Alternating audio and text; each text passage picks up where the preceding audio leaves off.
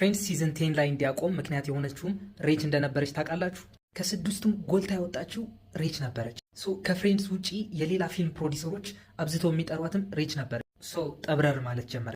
ሲዝን ላይ ለፕሮዲሰሩ ሄዳ ፊልሙን አቆመዋለሁ ትለው ምክንያቷን ይጠይቃል። እሷም ለፕሮዲሰሩ የቀረበላትን ኦፈር ትነግረዋለች። ፍሬንድስ ላይ ከሚከፈላት እጥፍ እንዲከፍሏት ሌሎች ፕሮዲሰሮች ኦፈር ስላቀረቡላት ነበር። የእሷም እንደዛ ማለት ነበረ እያንዳንዱ ሰው ፐር ኤፒሶድ $1 ሚሊዮን እንዲከፈለው ምክንያት ይሆን። ኡናጊ የሮስ ጌለር ችግርስ ምን እንደነበር ታውቃላችሁ?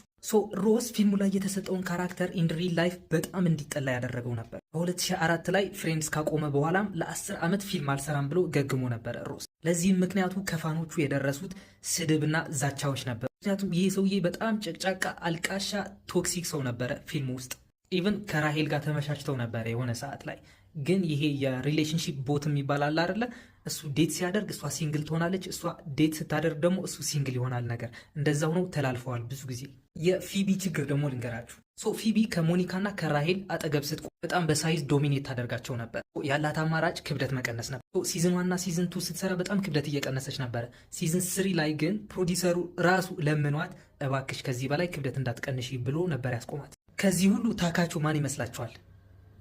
ጆዊ ነበር።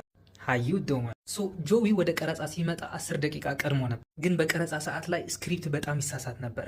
ከተጻፈው ውጪ ነበር የሚናገረው። እናም ከጆዊ ጋር በጣም ከባድ ጊዜ አሳልፈዋል። የግሩፑ እናት ተብላ የምትጠራው ደግሞ ሞኒካ ነበረች። ሞኒካ ፍሬንድስ ከመስራቷ በፊት በጣም ፌመስ ነበረች። ትላልቅ ሙቪዎች ላይም ተሳትፋ ነበር። በቀረጻ ሰዓት እነሱ ላይናቸው ሲሳሳቱ እሷ ታረማቸው ነበር።